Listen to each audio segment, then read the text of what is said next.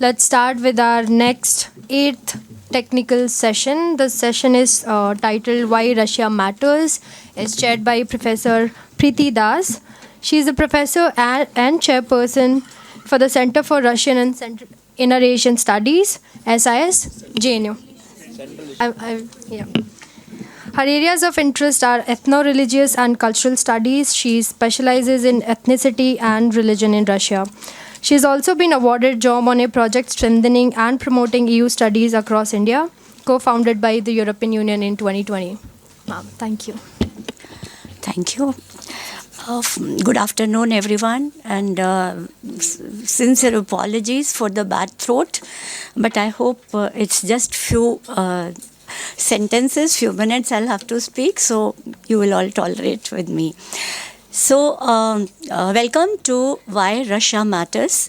Beginning from the day one, navigating through the commonsensical approach to understanding theories of international relations, various regions of the world, including the dot-like islands on the map, we move on to huge both in terms of territory and in terms of its geopolitical significance to Russia.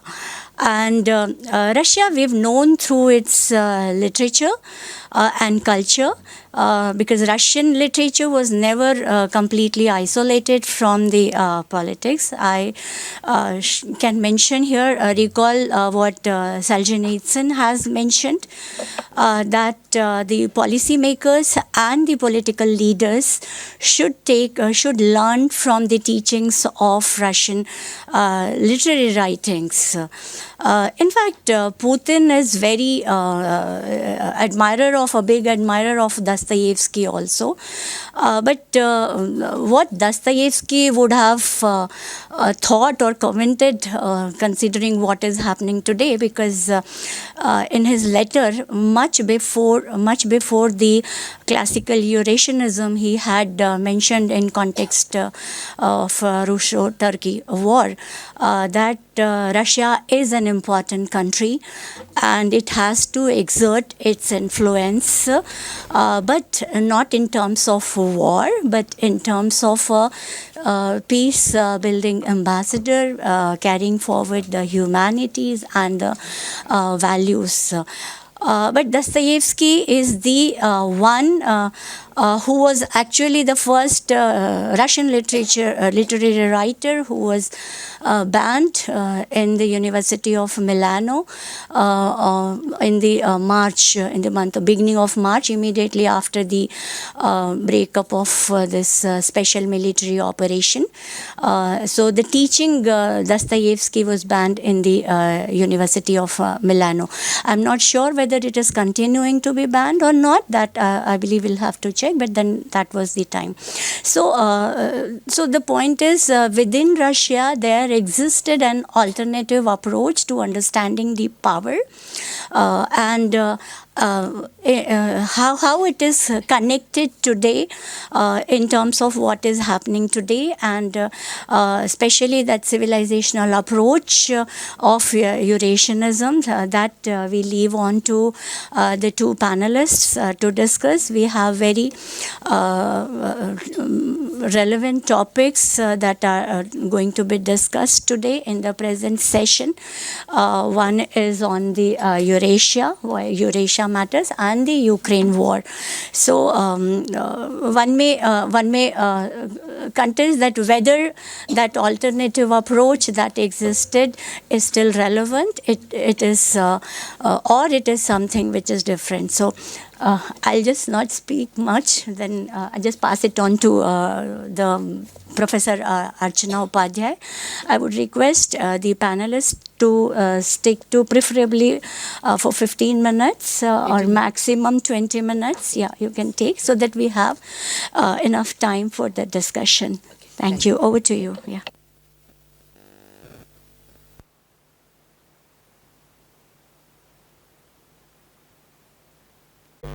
At the outset, I would like to congratulate the organizers of this very prestigious lecture series, Pandit Hriday Nath Kunzru Memorial Lectures 2025 for organizing this event on why international relations matter. And I'm most thankful to be given this opportunity to speak on a subject very close to my heart, why Russia matters. I start with the assertion that there is no country like Russia. It's a country that to most observers, particularly Western observers, seems to defy logic. Why do I say this? Well, we just have to look at the track record of interpreting decisions of its leaders or even developments within Russia. It has been painfully uneven. Observers, particularly Western observers, often fail to get Russia right. And there is a persistent sense of surprise about Russian intentions and actions. No wonder Russia has been described as a museum of contradictions, and understanding Russia implies navigating through the complications and complexities with which Russia has emerged from the rubble of USSR. Further, it also entails understanding the implications of a formal state with an informal style of leadership. Yes, indeed, Russia is a difficult state to understand, and what is evident is that there is enormous ignorance about Russia, particularly in the West. For Russia to be understood, what is required is an empathetic and sophisticated understanding of Russia. And here, I dare say that the imposition of Western national points of reference onto Russia does not work. This lack of understanding about Russia emerges from a long debate about Russia's nature, whether it is European or Asian, or whether Russia is a part of Europe or apart from it. For many Western commentators, the collapse of the USSR validated the end of the history argument, the victory of liberalism, marked by the beginning of Russia's progressive transition to democracy and return to the Western family of nations. This has been the one single narrative about Russia since 1991. Consequently, Western observers find themselves bound by what can be described as Russian contradictions, resulting in a series of confusing dead ends. Russia thus appears to them simultaneously to be resurgent and declining, a partner and a competitor. There is also confusion about the nature of Russian leadership, whether it is strong or weak, or if it's likely to come to an end soon. The speculations continue unabated. So getting Russia right matters. It matters because of Russia's status as a permanent member of the United Nations Security Council. It matters because of its great natural resource wealth. It matters because of its military capabilities, particularly its nuclear weapons. These assets get amplified by Russia's great size, which makes it an important player across the world, in Europe, in the Caucasus, Central Asia, Asia Pacific, and the Arctic. Russia therefore becomes that indispensable partner without whose participation major international questions about conflict management and arms control to energy security and the architecture of international relations cannot be addressed.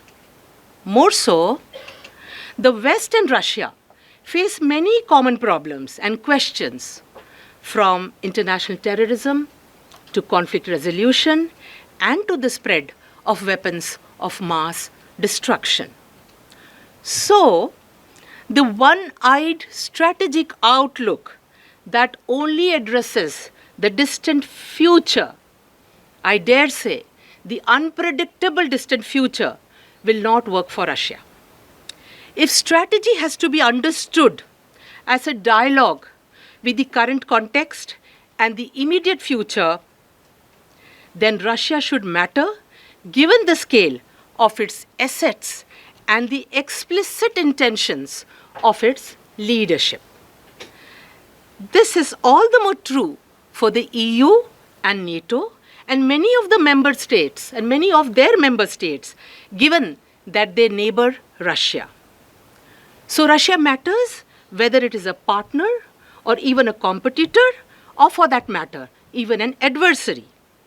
The war in Ukraine has illustrated that Russia matters because of the influence it wields on the Euro-Atlantic security. The fact that it has created a new strategic reality in Europe, raising many wider questions about the end of the Cold War and perhaps even the post-Cold War eras, the nature of Europe in the 21st century, and how the West, including the NATO and the EU, approaches the wider world. Now coming to Russia and Eurasia. What are Russia's goals and strategy in the Eurasian region or the Eurasian space? I start by saying that the significance of the spatial imagination in shaping political and cultural boundaries of a region cannot be underestimated. Geographical space is a product of political and cultural imagination. Why do I say this? Well, despite the Soviet disintegration and the expectations of some scholars and policymakers, particularly the Western scholars and policymakers, Russia has not retreated from the Eurasian geographical space. What we see is that Russia is keen on securing its cultural, political, and economic presence there. There is a broad consensus across the political spectrum among the Russian elites and intellectuals that without addressing the larger questions of the post-Soviet space, domestic challenges also cannot be addressed, and that the conflicts in the country's periphery are largely geopolitical in nature and can be best resolved on the basis of an overarching geopolitical vision and strategy rather than on an ad hoc basis. So Russian geopolitical thinking is often associated, as we know, with Eurasianism that emphasizes on Russia's geopolitical and cultural uniqueness and distinctiveness from both Western and Asian worlds. Russia is viewed as the heartland or the state responsible for organizing the post-Soviet disorder. This, however, does not imply support for this Mackinder-like drive for world domination. Within Russia, there are at least 4 different intellectual traditions, in fact, there are much more, and political orientations within the Eurasianist movement. And these can be broadly categorized as the expansionists, the civilizationists, the stabilizers, and the geoeconomists. An interesting proposal of the geoeconomists is the building of communication bridge linking Eurasia's southern, western, and eastern peripheries through the development of ground, air, and electronic transportation routes crossing Russia and ex-Soviet states' territories. The connectivity projects, as they are called. Of course, there are a lot of bottlenecks that need to be addressed given the geopolitical equations between players and actors dominating or active in the region or who claim to be stakeholders in the region. Connected to this is the vision of stabilizing Eurasia. For this, the stabilizers believe that Russia must remain a great power and not just symbolically. There can be no peace and stability in the Eurasian region without this. And this, according to the stabilizers, have to be achieved through policies of politico-military balancing and state-driven geoeconomic projects in this entire region. A multi-vector foreign policy strictly based on Russia's national interest and its central Eurasian geographic location thus is desirable. The stabilizers do not see Russia as necessarily anti-Western. The limited point that I'm trying to make is that Russia occupies a pivotal geopolitical place in Eurasia. Historically, the region has accorded Russia its geopolitical weight, and politically, economically, and militarily, the region continues to remain critically important for Russia's security and prosperity. Psychologically, too, Eurasia remains central to Russia's self-identity as a great power. No wonder, in the contemporary Russian official discourse, the prevalence of Eurasianist ideas is very profound and is reflected in the foreign and domestic policy, academic discourses, and literature. Official policy doctrines emphasize on the significance of historical and cultural concepts, both for the creation and consolidation of Russian national identity and the legitimization of its foreign policy choices. Way back in the year 2001, in the EPEC summit held in Shanghai, President Putin had declared, and I quote, "Russia always felt itself as a Eurasian country," unquote. Further, he also emphasized on the need to preserve the cultural distinctiveness of the Eurasian countries that can coexist with the idea of building a multi-level integration model of Eurasia. Some observers are quick to read it as a call for the creation of a multipolar world order. Significantly, central to the debates around Eurasian security is the idea of a multipolar world, offering space to multiple voices and identities in a highly diverse system of individual states. The role of regional arrangements is particularly crucial to the creation of such an order. And the key regional arrangements having a bearing on Eurasian security environment are CIS, the Eurasian Economic Union, CSTO, and the SCO. A very important point that I wish to make is that of a particular significance to the Russian geopolitical interests is its near abroad. This term near abroad is very important. This once again brings us to Ukraine. The war in Ukraine that is going on, and on 24th February, it is going to be 3 years since the war began, this 24th February.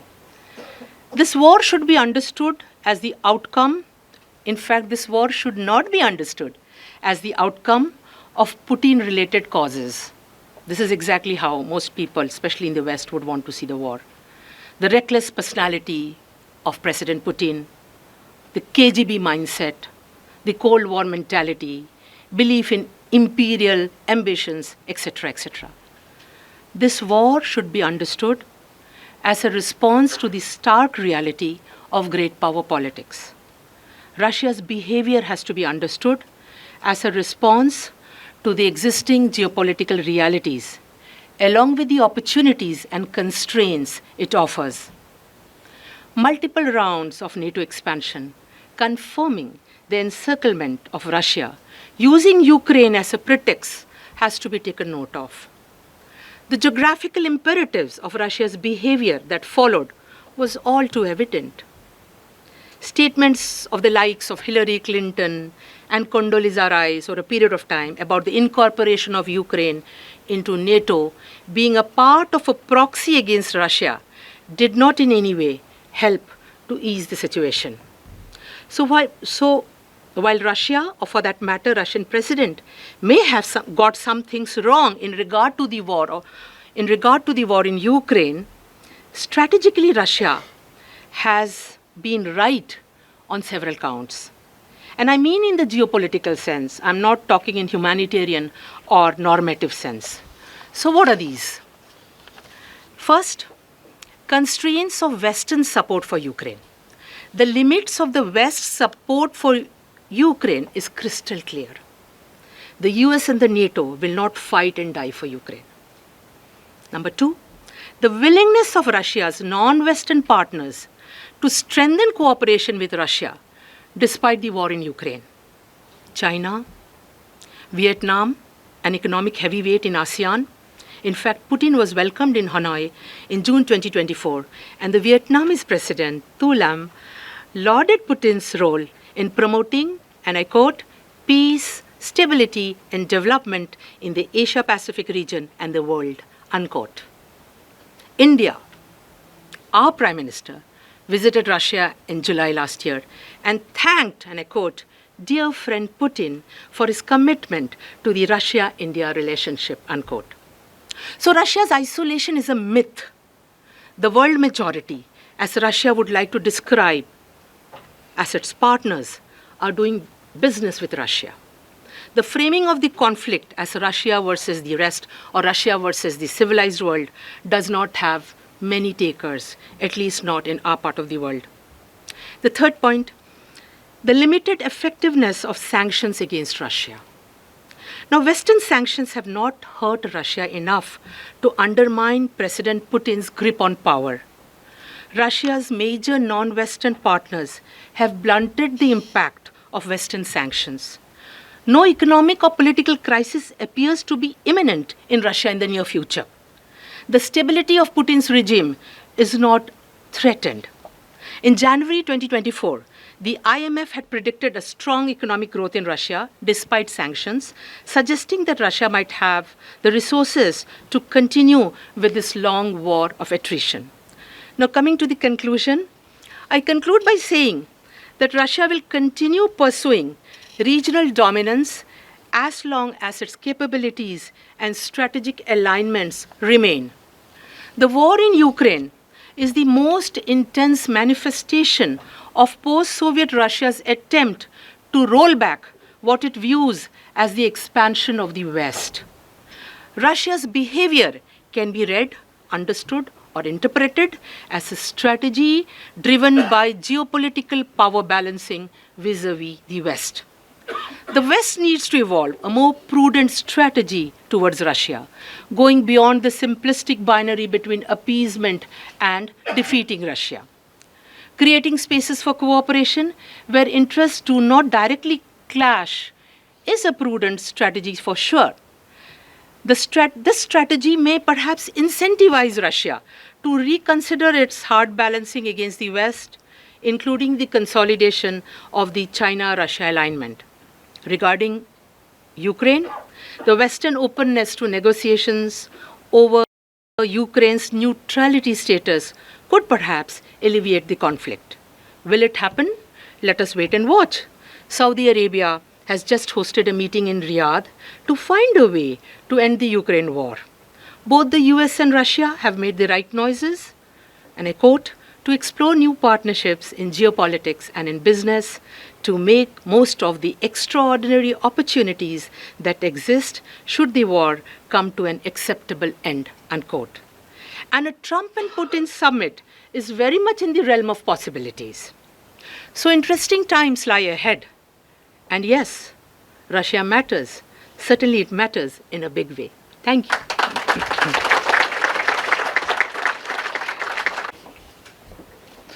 Thank you for giving me this opportunity. My center, especially Professor Archana Upadhyay, when she was chairperson, she had asked me to be here, and here I am. Thank you, the Dean, for organizing so many matters throughout the series. And my colleagues, Professor Pandey, Professor Phulbadan and all, and my dear students. It's indeed, personally I'm moved by this fact that 35 years back, sir, I was as a graduate student of Delhi University attending the certificate course here.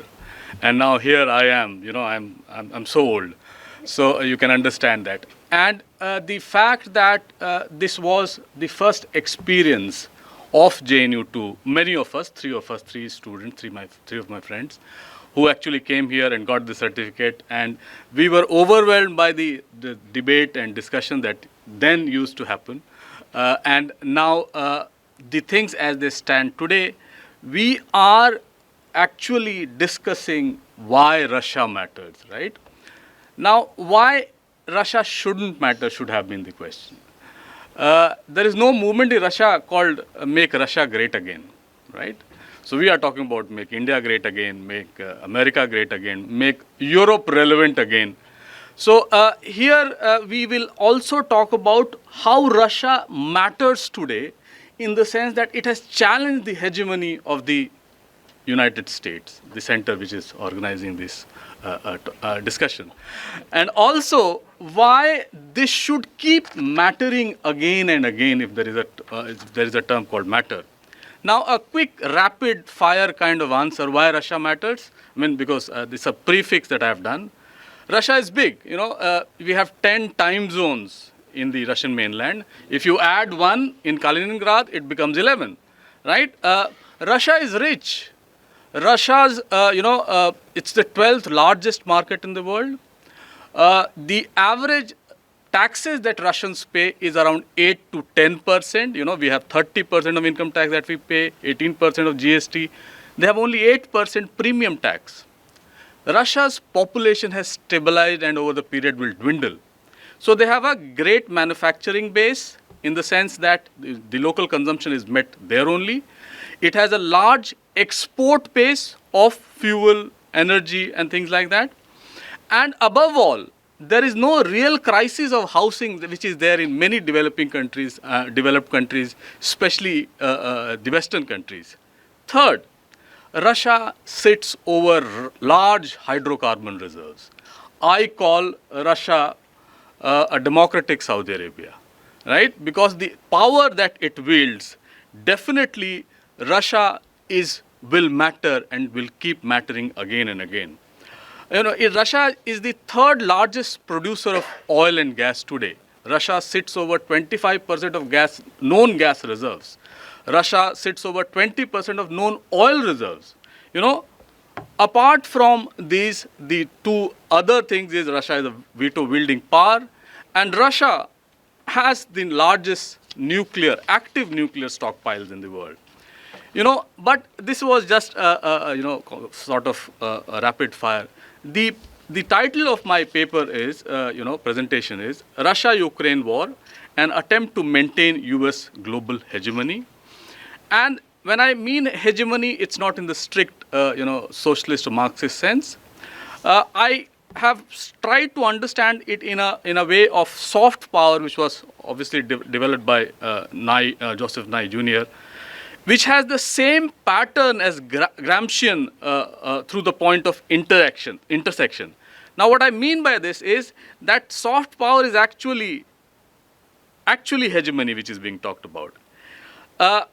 What is talked here about is that the use of leadership that is moral and intellectual in its power relations.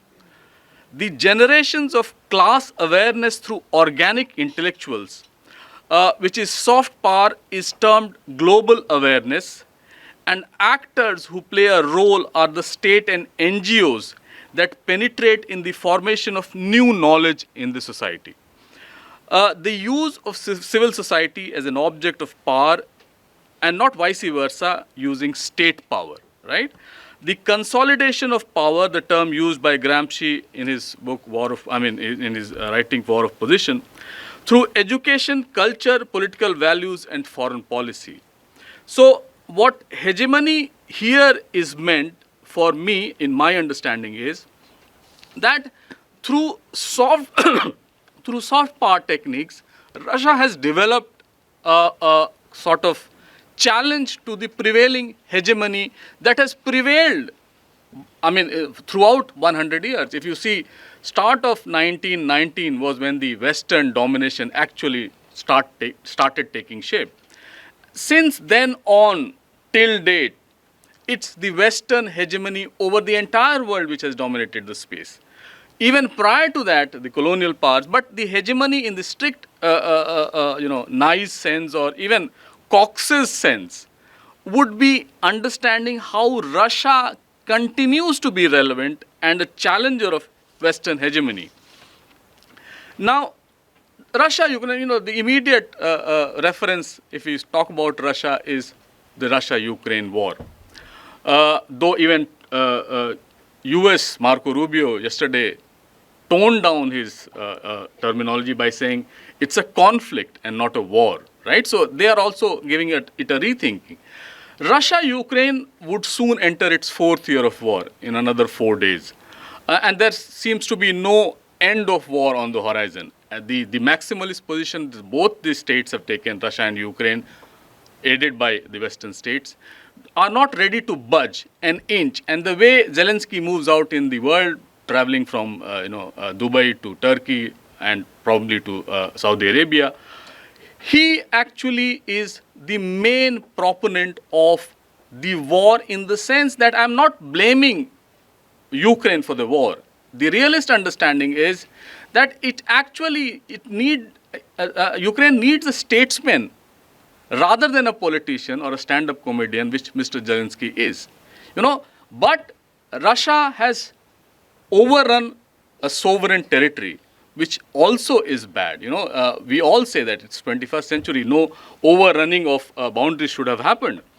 But in a sense, there is a competing worldview regarding its causes and the side responsible for it. In a clutter of opinions, propaganda and counter-propaganda, one finds it difficult to decide who is the real culprit, whether it's Russia or Ukraine or the West. The West has been able to galvanize its allies and succeed in forging solidarity among themselves. However, it has failed to take countries of the global South on board. Russia, in a very limited way, managed to avert Western isolation with the support of China, Iran, and North Korea, the axis of evil as they are called, countries that consider US as an adversary. There is division in the world between the US and its allies on one side and China, Iran, Russia, North Korea on the other. The majority of the countries of the global South have so far taken a neutral position, including India. The US conflict with Russia in Ukraine turns the entire world into a chessboard for geopolitics. Now, what I have, I have tried to understand how hegemons try to make a narrative out of an event. And this is a war of competing narratives also in Ukraine. The West, adhering to its liberal internationalism, sees the war as an assault on democracy and freedom of choice. Ukraine's right to choose NATO and EU. Russia under Putin, driven primarily by realist tenets of balance of power, positions its special military operation against Ukraine as a response to the eastward expansion of NATO and the EU as an existential threat. Russia views NATO enlargement as a provocation that has worsened the security crisis it was meant to prevent. In addition to being a betrayal of the verbal promise made during the German unification process that the alliance would not move, quote, 1 inch to the east. The pan-European security architecture could have assuaged Russia's security dilemma and would have prodded the Kremlin to become an indispensable part of European security. The European individual security framework inevitably challenged the hegemonic US-led Atlanticism. This is what Richard Sakwa talks about. As the weapons control framework broke down and ballistic missile systems were installed in Romania and Poland, the security quandary have grown even worse. The political West squarely blamed Putin for the unprovoked war in Ukraine and his imperial design to revive the old USSR invasion of Europe. Now, his speech of 2005 to Parliament is construed to bolster the argument that Russia under Putin has imperialist tendencies and nurses ambition to create an exclusive sphere of influence throughout former Soviet states. In his speech, and I quote, Putin says, "First and foremost, it is worth acknowledging that the demise of the Soviet Union was the greatest geopolitical catastrophe of the century. As for the Russian people, it became a genuine tragedy. Tens of millions of our fellow citizens and countrymen found themselves beyond the fringes of Russian territory," quote unquote. This oft-quoted speech by Putin puts Russia's foreign policy objective in specific frame. Russian international behavior and foreign policy choices are seen through its ambition to recreate the Soviet Union or its czarist past and establish hegemony in the post-Soviet states. The character of Russian regime is also held responsible for its imperialist ambition. The binary of democracy and autocracy is employed to further the argument in its periphery in general and Ukraine in particular. The predominant perception is that conflicts originate from a lack of democratic institutions rather than a lack of power equilibrium. The line between autocracy and democracy is blurred. The very idea of dividing the world on these lines serves America's imagination of the world in terms of the old black and white Cold War paradigm of good against evil. Other powers are projected not just as rivals, but as evil forces. rendering the possibility of diplomatic engagement harder. Such a Manichaean view drives US foreign policy towards Russia, where diplomacy led to a moral crusade.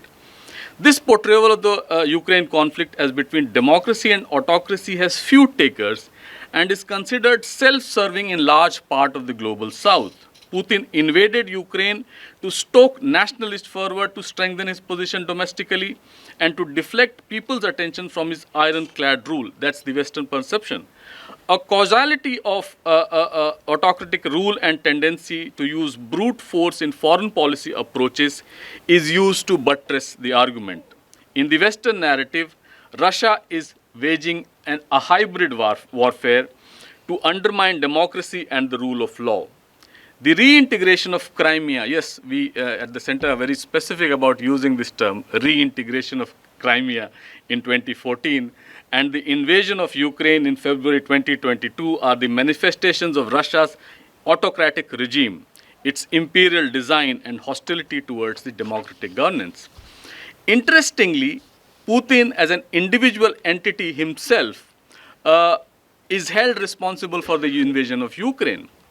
Now, this smoke screen around the Ukraine war actually, tries to figure out that it's Russia who is to be blamed. Yes, Russia is to be blamed. I mean, there's no doubt about it. It has crossed borders. But at the same time, the imperative of trying to understand Russia is also not there. What is the Western narrative now doing? Is trying to divide and dominate. US-led liberal order is deteriorating. I mean, we can say day in and out what's happening nowadays, which has caused a relative decline of the US power and simultaneous slow and steady rise of China. China has taken up that space which otherwise should have been limited to many other powers. But now China is the real enemy, so as to say. Even when Putin or Trump speak to each other, the biggest factor or the elephant in the room would not be Russia or USA or the West. It would be China, because after Russia, it would be China which needs to be addressed by US. Now, and the question that everybody today is asking, what will happen to Taiwan? Will it go the Ukraine way if the war is going to happen? So this divide and dominate principle which NATO started using, the first Secretary General of NATO said that NATO's goal was to keep the Soviet Union out, the Americans in, and the Germans down. This is what is the policy that's being pursued even today by USA and the West. Now, in one of the leaked defense planning guidance of February 1992, shortly after the collapse of the Soviet Union, it revealed that the endurance of hegemony rests on preventing future continental rivals. This also cautions against allies becoming too independent, which require a real or perceived threat. If you see the trajectory of economic powerhouses, for example, Japan, Germany, you'll see that over the years, USA has tried to contain Japan. In the 90s, they came up with equal tariffs, matching tariffs, which now the US is implementing on China and rest of the world. They imposed tariffs that slowed down the Japanese economy, and Japan slid from second to now sixth. Right? So, fourth, if you try to understand it in German context, the Russia-Ukraine conflict or war is more about subduing Germany in Europe. When it happened, the timing of the war was not a coincidence. It was when the Nord Stream 2 was getting activated. America got wary. It started throwing tantrums that if this goes on, Germany would continue to dominate European economics and politics as it had done in the two world wars. So this divide and dominate philosophy of USA is also in play. The former US National Security Advisor, Zbigniew Brzezinski, in his influential book, The Grand Chessboard, advocated the US that prevent collusion and maintain security dependence among vassals to keep tributaries pliant and protected and keep the barbarians from coming together. That's what he was writing in 1997. US has enjoyed 2 decades of unipolarity. We have reaped those dividends of the peace. Now it's time to reap the dividends of the war. The second part is how it has challenged the liberal international economic order. You know, China has come up in a big way. China dominates in many spheres which which USA used to do earlier. China leads in 57 out of 64 critical technology. That's data by ASPI, Australian think tank. From 2003 to 2007, China led only in just 3 technologies, while the US led in 60 out of 64 technologies. Now, China leads in 57 out of 64 critical technologies. So the challenge real now which USA will have to address, the West will have to address, is China. Now, in many sense, China is the biggest problem for the Western world rather than Russia. Now, even today, what we are witnessing as we are talking here is the declining US global leadership. You must have observed, why are the talks happening in Dubai, Riyadh, Qatar, all the mediation talks? Why not in Germany or Switzerland, which used to be a neutral country throughout history? It has because this focus of the world has shifted from Europe, because Europe has become a party to the war in Ukraine. Now, the non-Western states are more seen as a neutral arbiter than USA.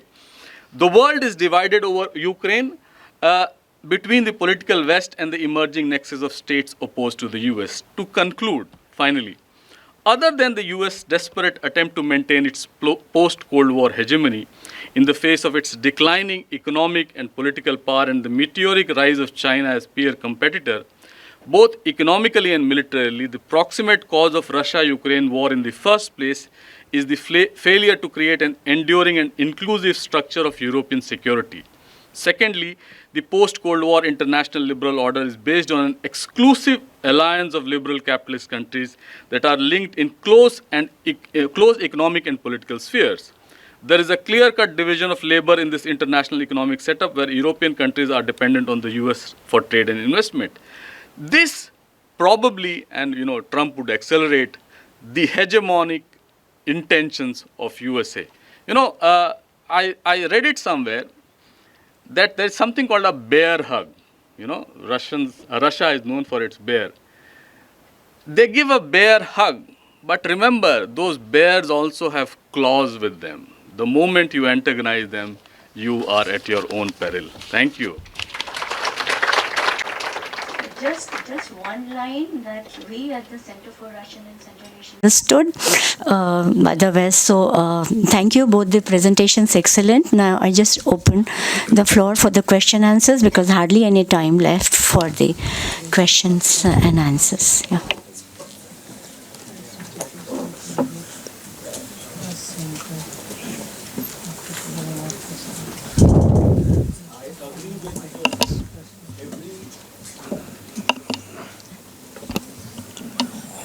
I agree with every word, Professor Archana.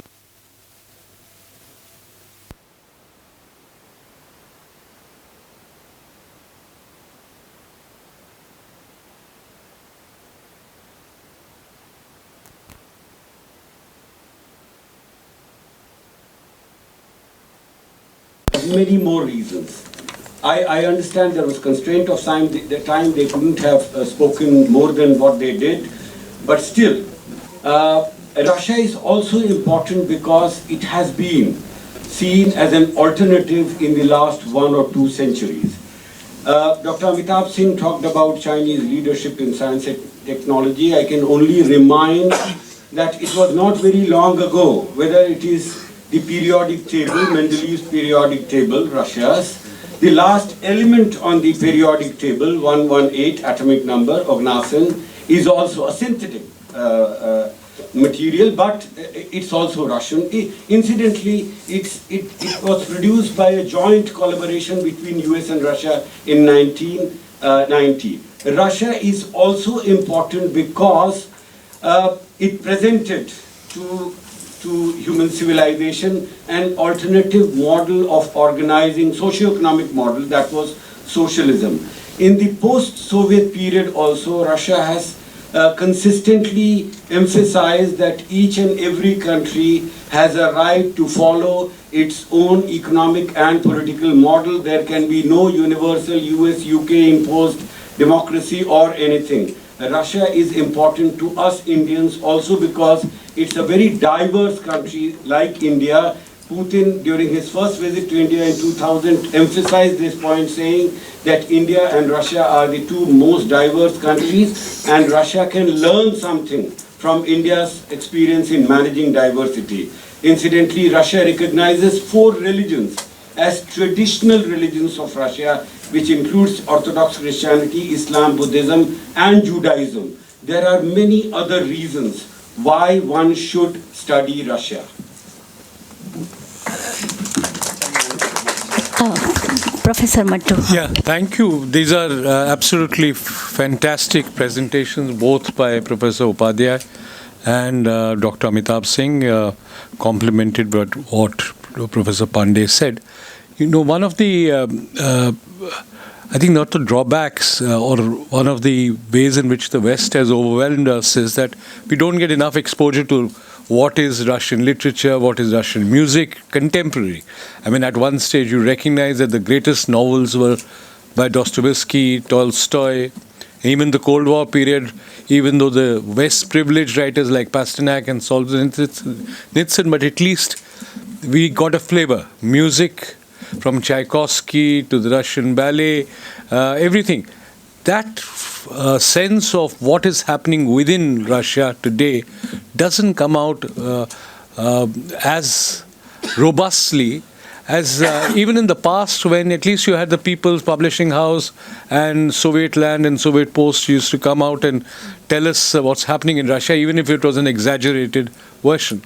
One of the good things that happened was that we had Alexander Dugin visit us 3 months ago. Yeah. 3 months ago, and today there is a London Times article which talks about how Dugin holds the key to Putin and could hold the key to a potential rapprochement with the West. Now, Professor Upadhyay, the question to you really is, you talked about 4 or 5 streams of thinking. Now, Dugin represents a kind of pre-Christian, mystical, Russian thinking. What are the other strains, if you could give us a flavor of what are the debates within Russia in terms of a vision for Russia for the next century, beyond what we hear from Putin and Putin's speeches, which articulate a kind of grand vision or Tsarist vision of Russia?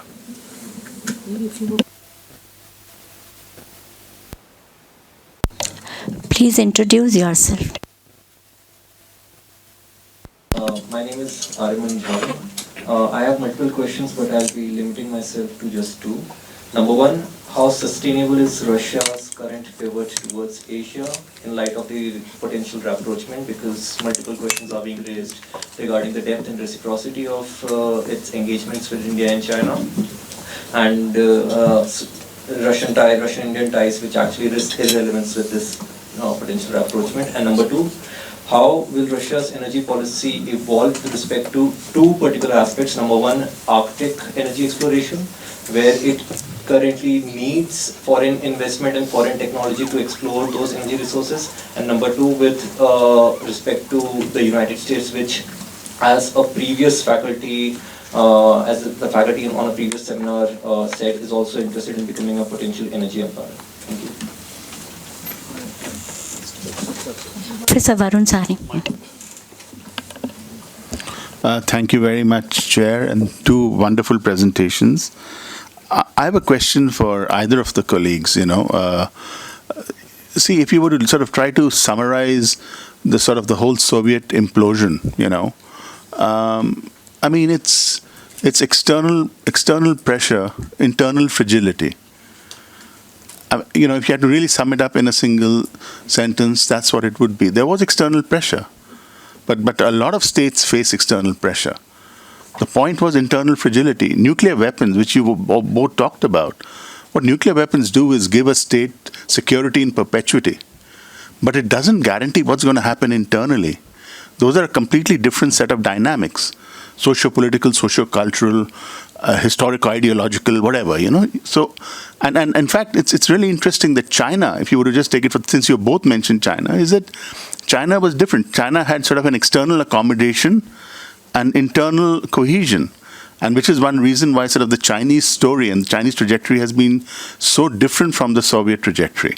The external conditions were not inimical for China at its period of growth, and it was strong internally. It managed to be. Now, my question is, looking at that history, how can we be so sure that the external pressure this time is not going to ultimately lead to internal fragility? That, I think, is the question, and I want to link it to Russia's demographic decline. Because, any which way you look at it, Amitabh, you skipped over it. But the fact is, you're skipping over what is, I would humbly suggest, really one of the key elements of state or societal power, which is having people. If you've got 10 million Mandarin speakers already in Siberia, with global warming, sparsely occupied territories that now can be habitated and exploited, and a massive population there, which is kind of, that's how human beings behave. That's how societal movements take place. So we're talking a lot today about this great understanding between China and Russia, and it's true. But really, as scholars of that country, I really want to know. Is this being factored into an analysis of Russia? I'm not saying, please don't, none of my remarks are construed to suggest that Russia does not matter, obviously.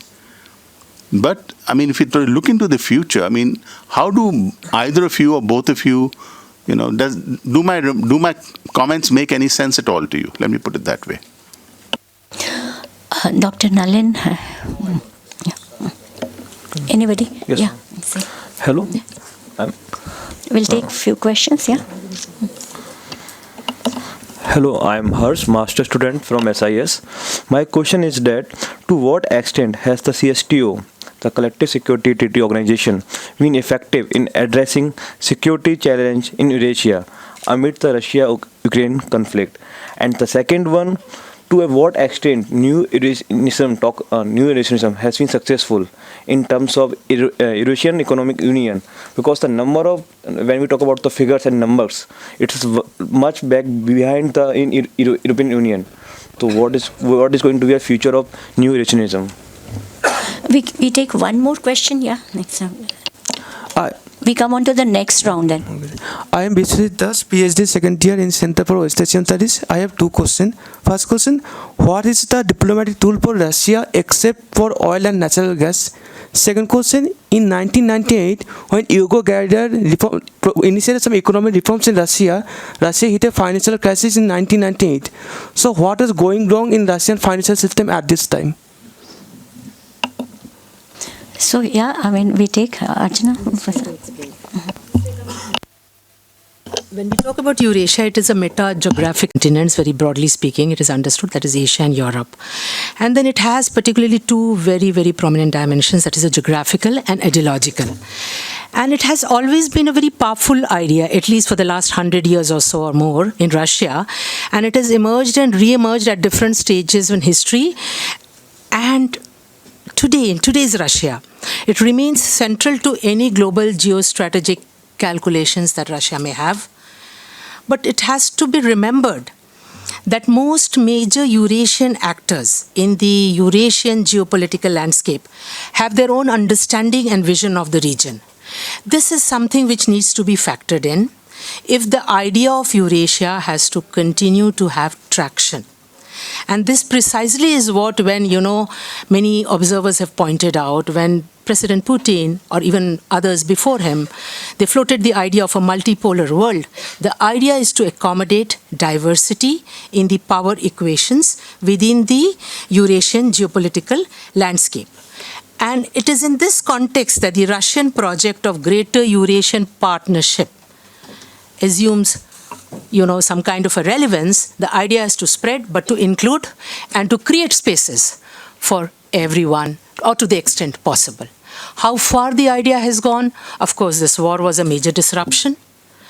So, even this Eurasian Economic Union that one of the students just pointed out, it is still being, it's certainly not taken a robust form, the form that was expected. But yes, that doesn't mean that it has become a redundant idea. It's just a matter of time when again it's going to gain traction. And this turn towards the East was one of the very, very important factors in giving traction to this idea of Greater Eurasian Partnership. Russia's turn towards the East was, in fact, on account of its disillusionment with what was happening with the Western powers.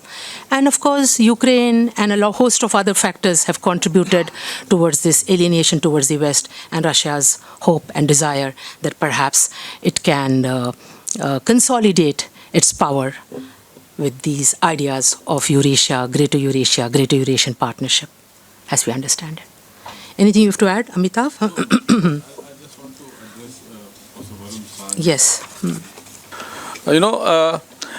Internal cohesion, China, as far as we understand, China's internal cohesion is more of a displayed part of it. We have Xinjiang, we have Tibet, we have other ethnic minorities there.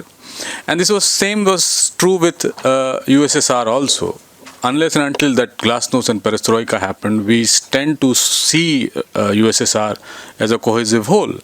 And even if you see the turn of events, most of them started after glasnost came into picture. The second part of the demographic decline, it's a real challenge, but somehow it's being overemphasized. 10 million Chinese moving into Russian Siberia is a bit too big a number, because the entire population of Russia is 14 crores, right? So 1 crore, if they moved, it must have been a major news. It's not only Russia which is fearing the Chinese so-called invasion. The Kazakhstan is also fear that. The real fear that both of these countries have is how to address the demographic decline and how to address the so-called Chinese invasion in terms of people entering into their land. It's overstated. Yes, demographic decline is there and it needs to be addressed. But in the sense that, Russia, if you try to understand historically, Russia always had been baby boomer generation, especially after the 1945 war. Russia has also emphasized on those civilizational values or Christian values of having more children, settled family life and things like that. And, if you watch any day around 2 to 4 p.m. RT, they are actually emphasizing baby boomers, right? To have more children, to increase the population so that other peoples don't enter their territory. And the same is true for many European states also. Some of them have addressed it. Migration has been happening in their land, so the real, demographic decline is not happening. There are working people who are coming into.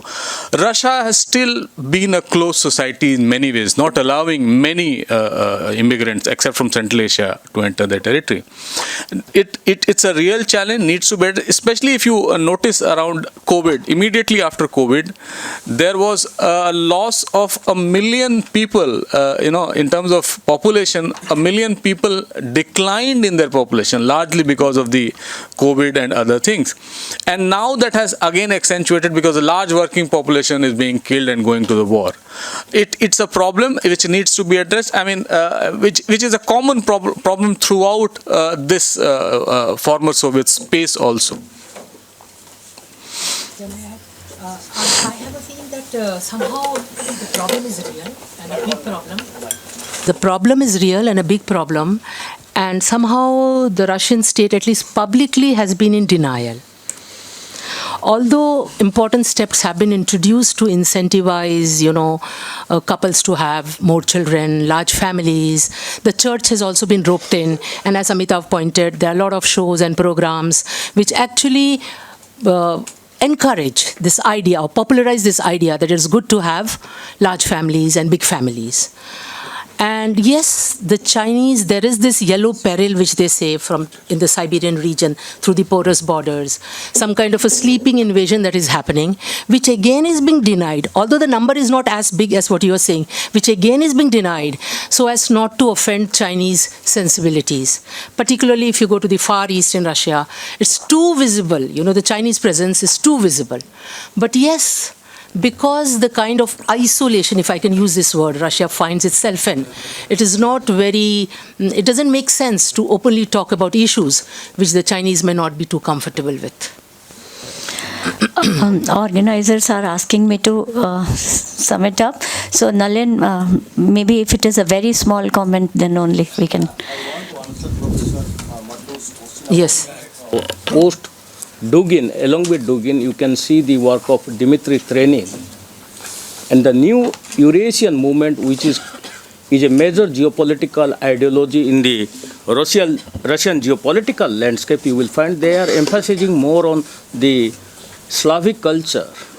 And that's what they want to identify with this culture, and that's what makes them different from the European culture or the Roman German culture. And the core of this philosophy was succinctly brought out by Dmitry Trenin in his book, The End of Eurasia. And I think that can give us a new kind of way to look at how the present war between Russia and Ukraine is taking place, whether it is the Slavic culture or it is the conflict. We can see it in the framework of Slavic versus European culture. So that is one point which I think I want to add.